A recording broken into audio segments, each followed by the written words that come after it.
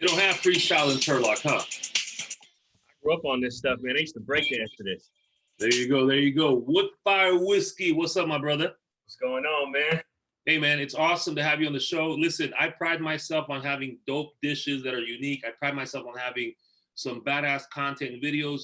But when I saw your videos, I was like, damn, the whole night vibe, the whole right in front. You have multiple cameras.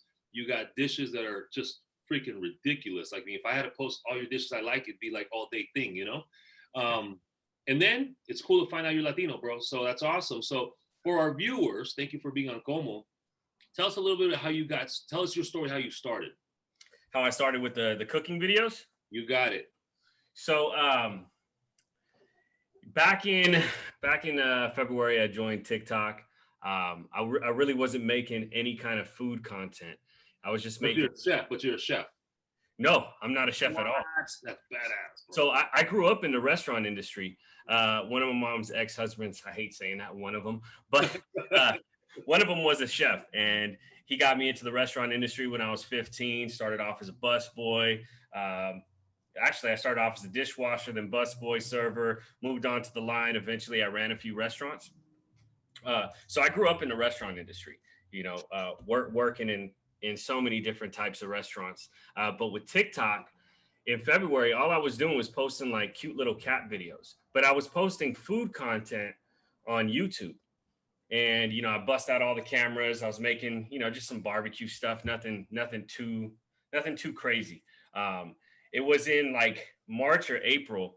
I was on TikTok and I stumbled into the food section of TikTok. All these people making different types of barbecue. Chef Kuso was one of my favorite TikTokers at the time, and Grork Boys Barbecue. I was watching all their stuff and I was like, man, this is kind of cool. And then I came across Dano's seasoning, and all the biggest creators were like using this man's seasoning.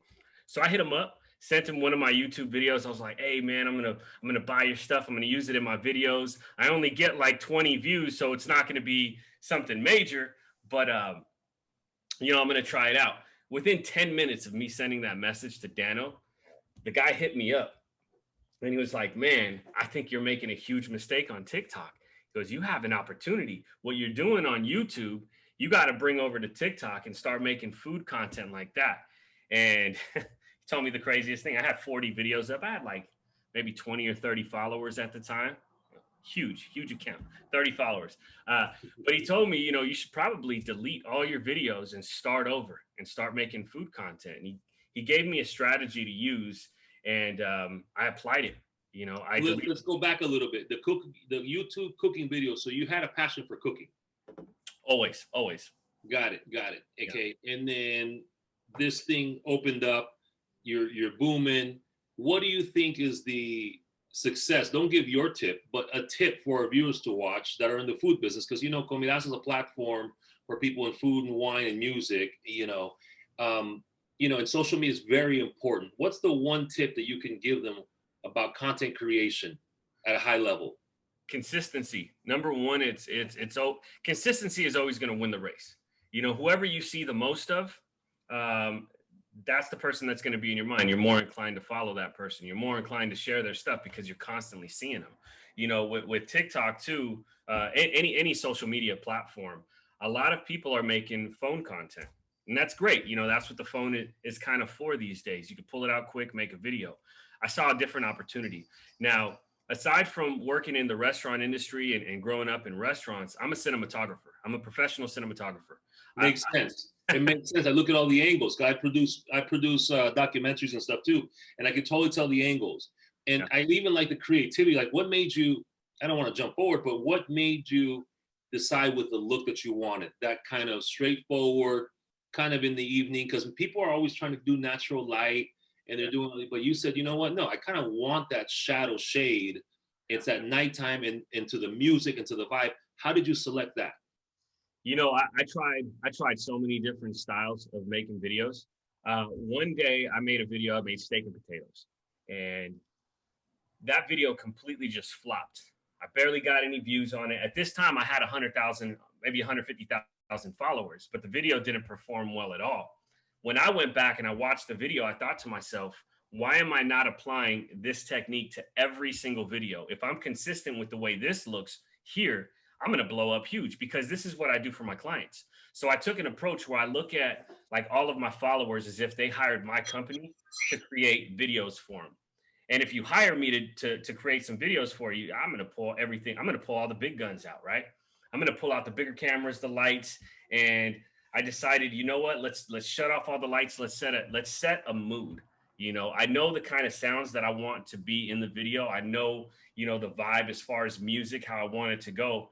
And turning off all the lights and lighting things up separately, just kind of, it made sense from a cinematographer's, you know, point of view. I like it to the point that you even have a regular looking stove, you know, because a lot of times authenticity matters. And so you have, you know, where it looks like a set. You know, you may, I'm assuming that's your home, and it looks like a set. And if not, it looks like a home. So that's awesome, bro. And so tell me what you want to do with this. What has growing your brand done for you first, personally and professionally? Let's talk about that first. All of this has it's opened up a ton of doors, working with so many different brands. I even have an agent now that's helping me get the right deals that pay high. I mean, so many opportunities have opened up. I've been approached by someone that literally wants to invest in me and to have a food truck and a restaurant someday. Mm-hmm. You know, and this guy's been contacting me, very rich guy too. It's crazy. But where I want to take this, you know, I never even really got that far. You know, I didn't expect for it to blow up to where it's at today. I think this morning I have like 870,000 followers on TikTok. So and this has only been a few months. So exactly where I want to go and what I want to do with this, I'm not too sure at the moment. Well, now you're going to start thinking about it, because that's the whole point. Like, Comidazo is about food, but it's also business, right? Yeah. And so I always talk to our viewers, like, I have some projects going, we'll talk offline. But so that's good. You're starting to see that it's opening doors. I want our viewers to say, if I focus like, you know, Marco has done, it can open up, not only build a brand, because most of these people have their businesses, but it can also open up other opportunities, right? Absolutely. You know, I think with restaurants too, you know, being hit by COVID, a lot of restaurants shutting down, a lot of restaurants having to move to takeout or outdoor dining. And let's be real, a lot of people don't want to just dine outdoors. Some will, but you're not going to get the crowd that you used to, you know, so you're missing an experience with food, right? People come to the restaurant, they want a certain food. They want to feel that atmosphere. They want to hear, you know, the cooking going on. They want to see the plates being brought out. People don't realize that you just gave me an idea, man. Imagine when you get your restaurant and someone invests in it, because that's the way we do it. And a certain hour where you know that you just have it filmed and streamed. How cool is that when you're seeing that restaurant, that chef for that happy hour? And that's when the chef knows they're going to unload and look good and not be cursing and shit like that, right? That can re-evolutionize the food game. Damn, when people start doing that and you and I start doing it, remember to start on this podcast. I'm telling you, you know, I think now there's an opportunity to bring people into that full experience, right? You make this cinematic, high quality video. You show people how to cook the dishes that you serve in your restaurants, regardless of it being like, you know, a secret ingredient that you want to keep to yourself. You don't want people to know about. Tell them about it. Just tell them, you know, because you're right. When people connect with you through the cinematic video, yeah, they're going to make the food at home, but nothing's like going to you to have it made. Oh, yeah, no doubt. No doubt. Listen, it's an honor if someone does that, but you're right, because if I watch you and then you have a restaurant, there's already that connection. It's kind of like you already want to go there. It's probably a lot easier for them to say, hey, chef, good to meet you. I'm a big fan. You could probably verify it that, hey, you do follow me. That's cool. I think there's that additional connect, as long as you're not a snob. People aren't snobs, right? And that's actually how I established a good relationship with Roy Choi. You know, I followed him on Twitter back in the days, and I used to go to his restaurant and I introduced myself. And because I was posting content, he goes, oh, what's up, Tito? You know, and that was really cool. And we've maintained it. So you're absolutely right. And the experience. So let's talk about, how do you choose the dishes that you make? Because if you're not a chef, right? I mean, you love food. Just like me, I'm not a chef, but you see what I post when I cook my videos. They're not as high quality as yours, but I take pride that my dishes are simple, delicious, kind of unique, because you don't want to post a burger that everybody does. Your dishes stand out. So how do you select the dishes that you create high quality videos for? To be honest with you, I read through my comments. I see what people ask me to make, number one. Number two, I think of what I want to eat.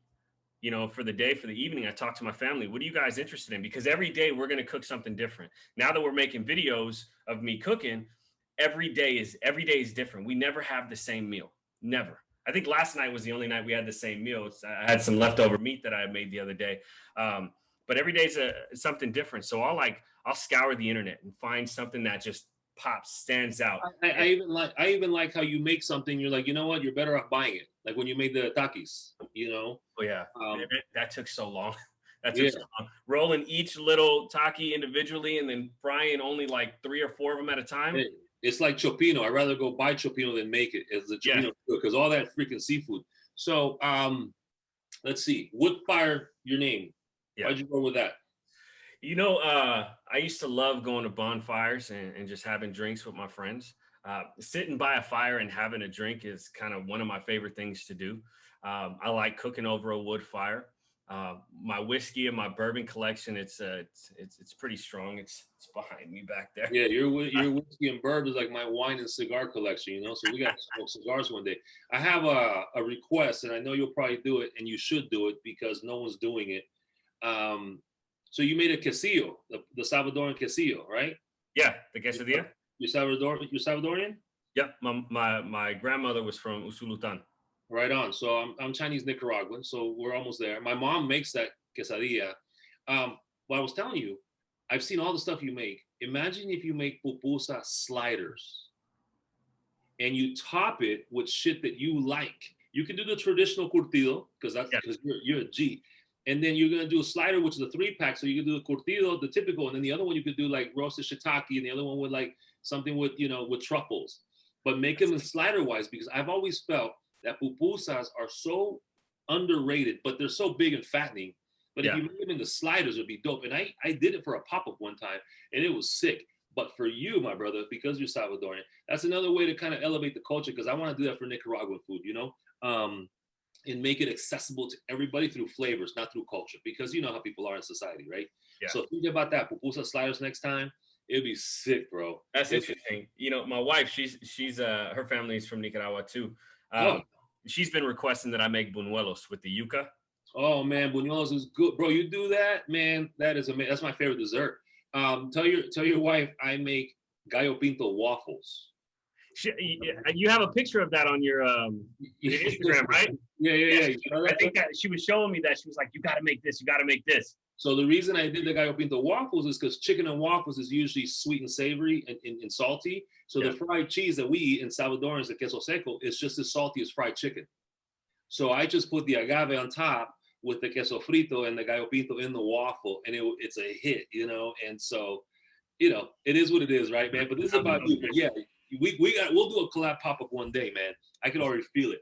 All right, so next 2 years, if you can snap, what would you do? If I had in the next few years, I'd open a restaurant. I'd definitely open a restaurant. So even if I did something kind of like Mr. Beast, right? He's got his burger joints all over the country right now, little pop-ups in different restaurants. Chili's is doing it with It's Just Wings, and Red Robin is doing it with their new chicken sandwich business that they have. So I do something like that. Try to get a bunch of restaurants on board to make like five of my top dishes. And sell it, make it just an online service and have one probably. I'd love to have a restaurant in Vegas. I mean, who wouldn't love that though? Yeah, you know what? For that, you're going to need a restaurant group. For that, you're growing your brand because they want someone like you. You look at the cooking show, Sam, the cooking guy, right? That guy. Oh yeah. YouTube, look at that guy. He's got restaurants now, and it's kind of like you're following that fame. He's got one in San Diego. I just realized he was on the news. I'm like, holy shit. I had no idea. Yeah. So, anyways, Sam, the cooking guy, has a restaurant now in San Diego, and investors are looking for folks like you and future people like me because, there's one thing about trying to sell your food, but it's easier when you're selling a concept, you're selling a brand, you're selling someone they're connected to. That's going to be like the new normal kind of way, I believe, and you're heading the right direction. You're definitely going to find people, especially athletes, who want to invest in restaurant groups. So keep on doing that. So 2 years, you definitely want to build an empire. I see you having a book. I see you having, online courses on creating brands because I think, I guess because you're authentic, right? And I analyze a lot of people online because that's my passion too. And you take it a step further than the filtered 17 different shots, right? It's like Yeah. boom, it's just you're an OG. So I see that in you: products, books, online courses, and definitely restaurant groups. Let's have some fun questions now, some crazy ones. All right. Let's go. What's your pet peeve in the industry? In the food industry or video? Well, let's do food and then we'll do video industry. You're right, because you hit both, bro. My pet peeve in the food industry. That's a tough question. I'm a pretty easygoing guy. Nothing really bothers me. Um, yeah, I don't know. I'd have to think about that one. All right, we'll go back to the pet peeve in the social platform, the internet, the. Um, you know, I see a lot of creators, right? They have one thing going for them. Either they cook really good and their videos are really bad. They cook really good, the video's bad, the audio's terrible. They cook really good, the audio's good, but then their colors are messed up. So I look at things from, a cinematic eye, right? Yeah. I'm always kind of looking at people's quality, and it sometimes it makes me cringe a little to see somebody so much more talented in the kitchen than me, but then their quality with the video, it doesn't have to be perfect, doesn't have to be great, doesn't have to be my quality at all. But there's certain things that you should focus on, right? Like if you're plating a dish, your colors should be right. Your colors should be right, so people get that visual experience. Your lighting should be right, and if you're talking a lot, that audio should be crisp. So when I see stuff like that, it kind of makes me like I reach out to people and ask them if they need any pro cinematography tips, and in return, give me some cooking tips. I'm still kind of learning as I go. I know how to cook, but I don't know how to cook everything. So I try to make these trades with people. I'll give you some video advice, you give me some kitchen advice. I like that. I like that. So number one, you said earlier that consistent. That's a tip. I like that. Keep it consistent. Number two, you just gave us that tip right there. Tell us one thing not to do that you see a lot of talent out there besides what you just said. What else are they screwing up on so we can prevent it, avoid it? You know what? That actually just brought it up for me. A bunch of cooks online saying, let's go. Every single one of them, it's like, hey, we're going to make a sandwich today. Let's go. Let's go. They're all saying the same thing. Say something different. Just got it. Yeah, be what you're known for. Look at when you snap that and you drink that. I'm like, bro, that's your snap, because you always drink and you kind of slam it on the cutting board of the thing. I've kind of seen that about you. So you're right. So be original. Yeah, be original. Try not to copy people too much. You will get called out on it. In the beginning, I had looked at a bunch of creators and I saw formats that were working for them, things that were making them successful. I tried copying it. I got called out for it. My at the end, there's a huge TikToker that does that. He does it different, but he does that. Mine, I took it a step further. Okay, we're gonna pop the bottle. We're gonna pour something, take a shot, off screen, and come in from the opposite side. Got it.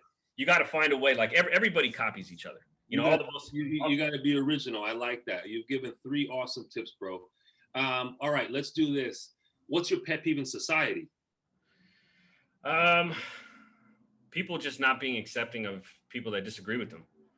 None of us are ever going to wholeheartedly agree on everything. It's not about politics. It's not about food. It's just, we're in a time where if we don't agree on something very specific, then we have to hate each other. We have to cancel you.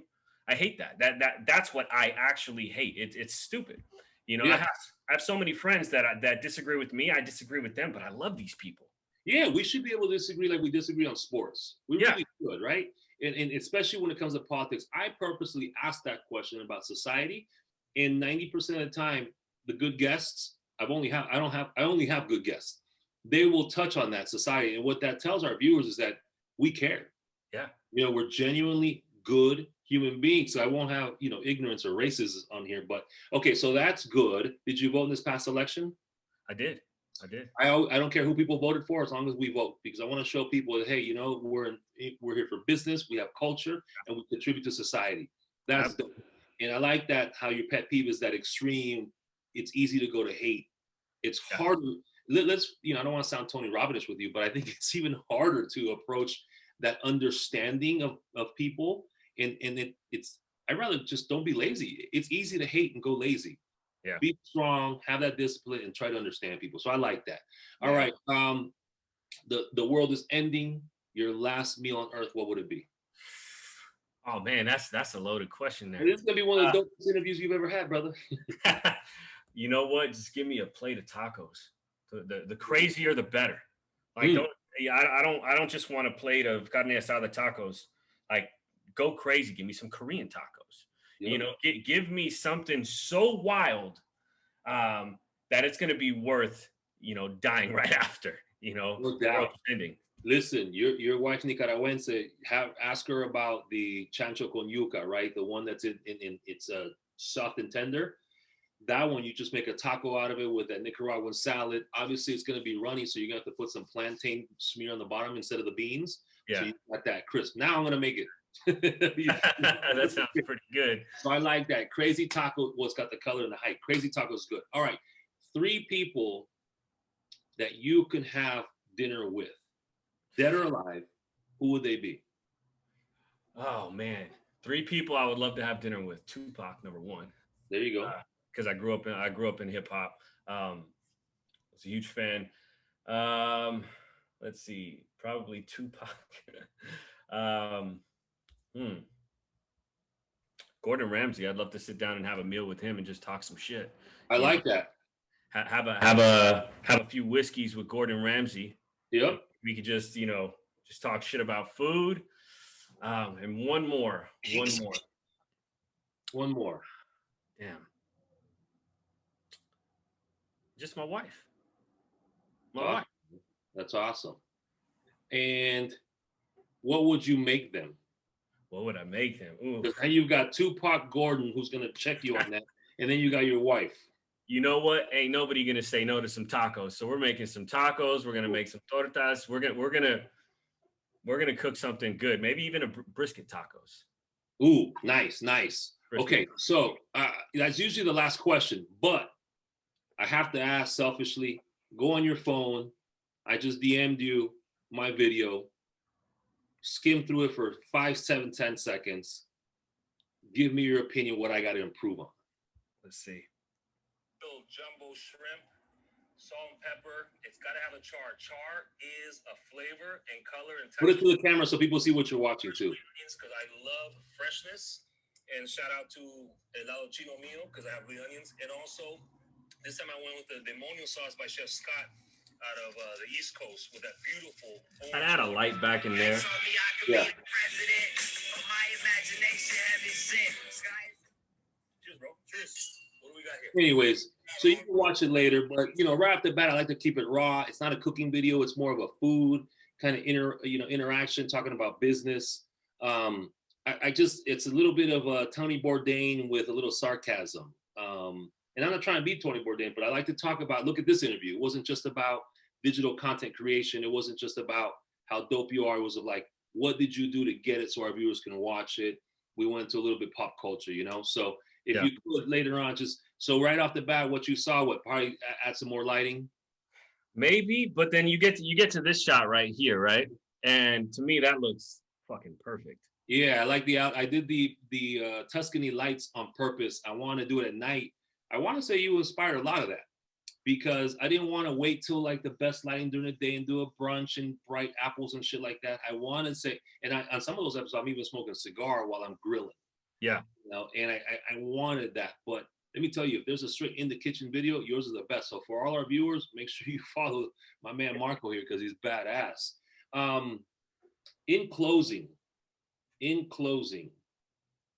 what was your aha moment besides when you converted to TikTok? That you realized, shit, I'm doing something good.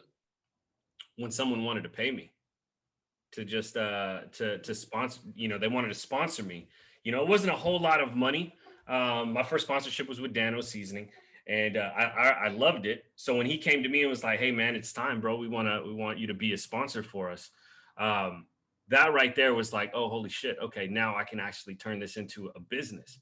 And today, you know, now I have an agent that's bringing me deals and helping me with all that, and it's growing. So the fact that somebody wanted to pay me for just making myself a meal, my family a meal, that right there, let's go, let's run. Now we just got to keep on going. Every single day, we're just going to keep pushing something out.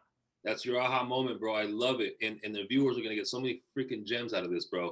Nice. Chef, I want to thank you. I'm glad that we connected. And this will be the first of other interviews that I reach out to you post the new normal, post the industry updates. I truly believe that, 100, 1,000 of us across the country can really make an impact moving forward for the industry and for ourselves and for the culture. Absolutely. I agree wholeheartedly. All right, my man. Thank you, Chef. Thank you. It's a Tupac. Hell yeah.